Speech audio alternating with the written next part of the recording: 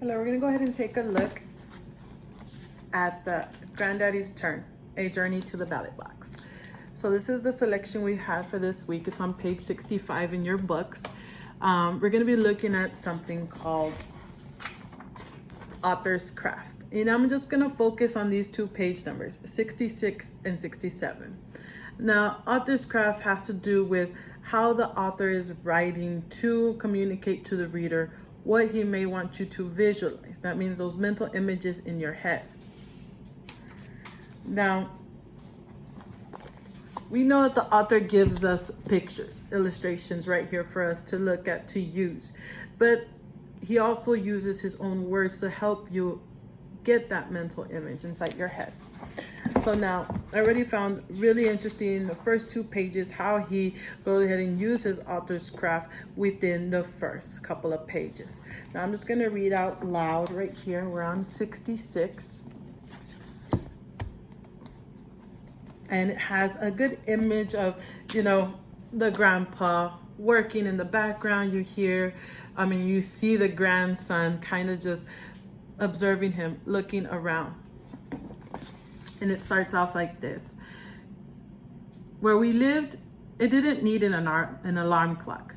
I woke up to the cock-a-doodle-doo of my pet rooster and the chaka-chaka-chaka of my granddaddy's tractor. So right there, right off the bat, when you start to hear the sound effects of the author's use, those sound effects are called onomatopoeias. Now that's something that's part of figurative language. Not only is he going to get you what you can see visually, but what can you hear in the story as well. So we had cock-a-doodle-doo and we had chaka-chaka-chaka.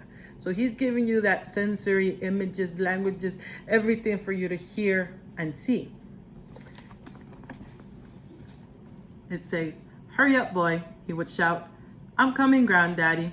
I would say, "We got work to do."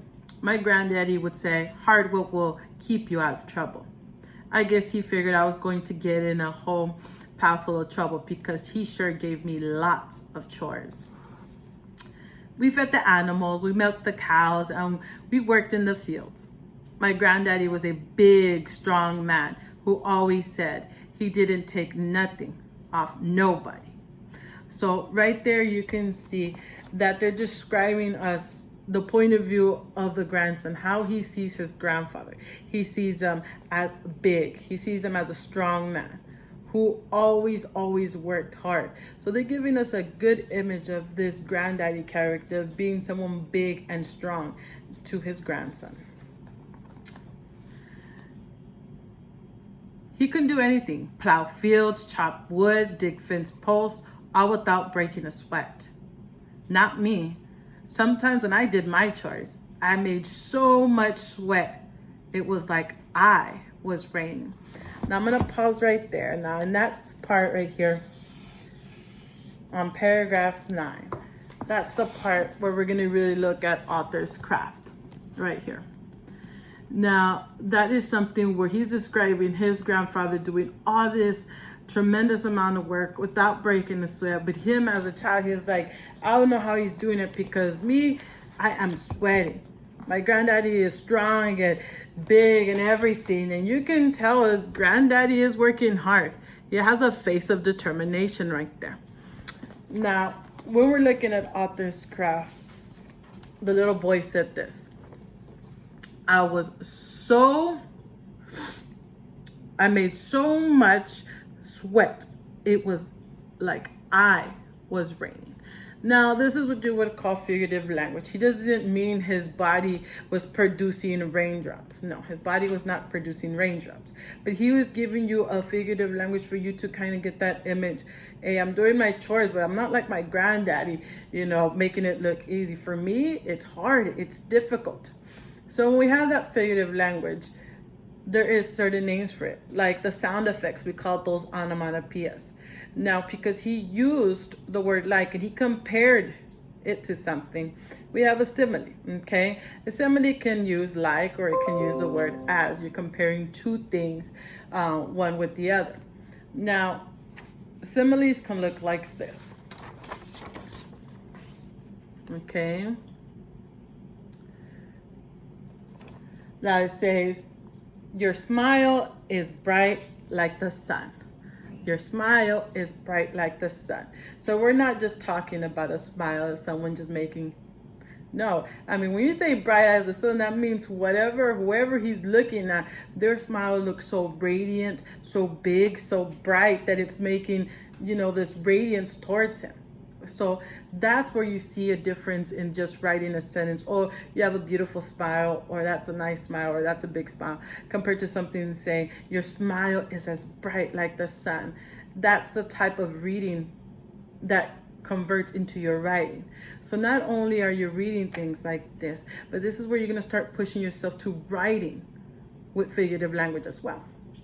Now, another example we have here is says, you're tough like a bull. Now that's a quick, thing. You can say, oh, you're so tough. But then when you're saying tough like a bull, now you're saying, hey, this person is not just aggressive and strong, but he's going to react fast. Okay. So this is the first two examples. You're going to see similes using the word like. Now, similes is different because you can use like the word as. Okay. It's comparing two things using the word like or as. Okay, now it says you are as smelly as dirty gym socks. So you're comparing the smell to the smell of gym socks. The other one is he is as tall as a house. He is as tall as a house. Okay, now these are another couple of things that you can look at when you're looking at similes, because when you're having to write things or when you're reading things, it creates these visuals. It becomes the story map in your mind. So if you're saying, oh, you're as smelly as dirty socks, you'll automatically think, oh my goodness, this person is stinky. Because when you're looking at dirty socks, you're like, especially gym dirty socks that have been sweating it all day, they're all soaked, they're all nasty. Well, it taps into your sense of smell. When you're looking at he as tall as a house, then you can say a person is tall. Okay, they're tall. But then you're like, it's tall as a house. You even start looking up like, it's a tall as a house. Your image changes completely in your mind. So that was just a quick, overview of author's craft, but using figurative language. How you can incorporate that, while you're reading is really looking at to what the author is writing. What do they want you to see within your mind? What pictures are being built so that you can kind of see what's going on?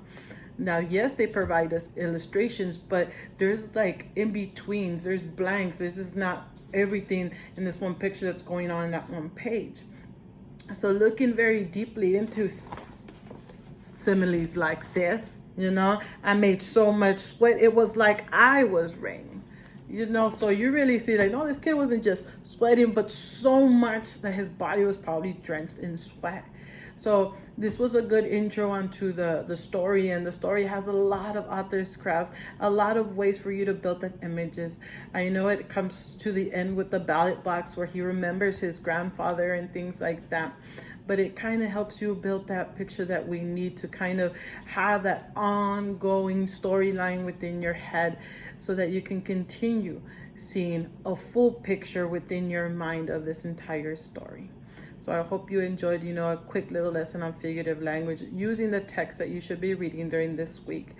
Now, I do challenge you that, below the comments, it is your turn to write a simile. You can use like or as, that is up to you, but really think deeply. What can you compare using the word like or as? So if you don't want to leave it down here, you can message me through Class Dojo as well, but a good solid simile using like or as. Have a good day. See you next time.